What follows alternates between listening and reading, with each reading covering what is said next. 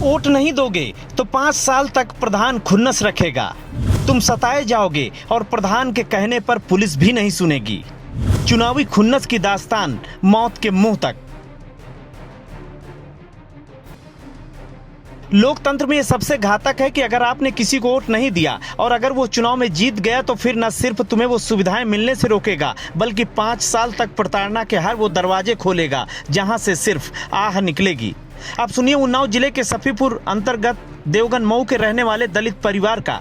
गांव के रहने वाली जनक दुलारी व उनके पति राम बाबू काफी गरीब हैं। टूटे फूटे घर में एक कोने में वो खाना बनाते हैं, लेकिन गांव के ही रहने वाले रमेश उनके खाना बनाने की जगह के पास ही बकरियां बांधते हैं ताकि बदबू और गंदगी यहां पर फैले, जिसका कई बार उन लोगों ने विरोध किया। 1 जून को पुलिस को एप्लीकेशन दिया, 3 जून को एसडीएम को भी एप्लीकेशन दिया, लेकिन सुनी किसी ने नहीं।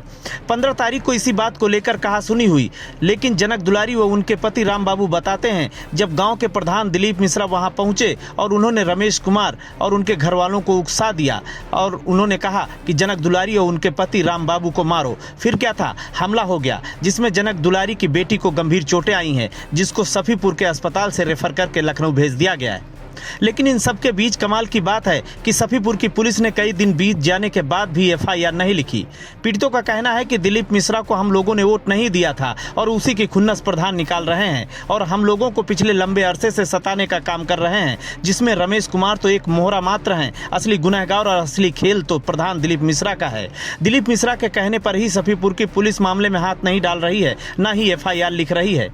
पीड़ितों के जो आरोप हैं उनके आरोप सुनने के बाद कई सवाल जहन में उठ रहे हैं। पहला सवाल, इतनी बड़ी मारपीट होने के बाद भी पुलिस ने आखिर रिपोर्ट दर्ज क्यों नहीं की? दूसरा सवाल, क्या उन्नाव के एसपी दिनेश त्रिपाठी नहीं बल्कि प्रधान दिलीप मिश्रा हैं? हालांकि पीड़ितों ने जो आरोप लगाए हैं वो आरोप जांच का विषय है, लेकिन अगर वाकई आरोप सही हैं तो गंभीर सवाल वाजिब हैं।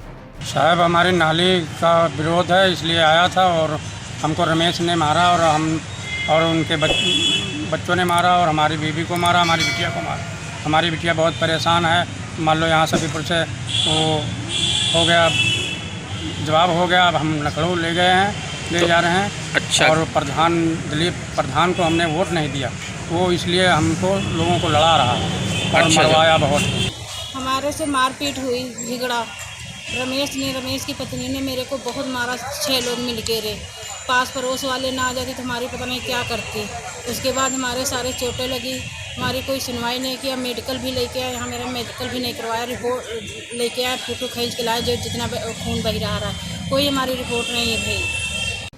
उन्नाव से ब्यूरो चीफ रजनीश की रिपोर्ट। हम करेंगे भ्रष्टाचार की बात, हम करेंगे अपराध की बात, हम करेंगे यूपी की बात, हम करेंगे यूपी के हर मुद्दे की बात।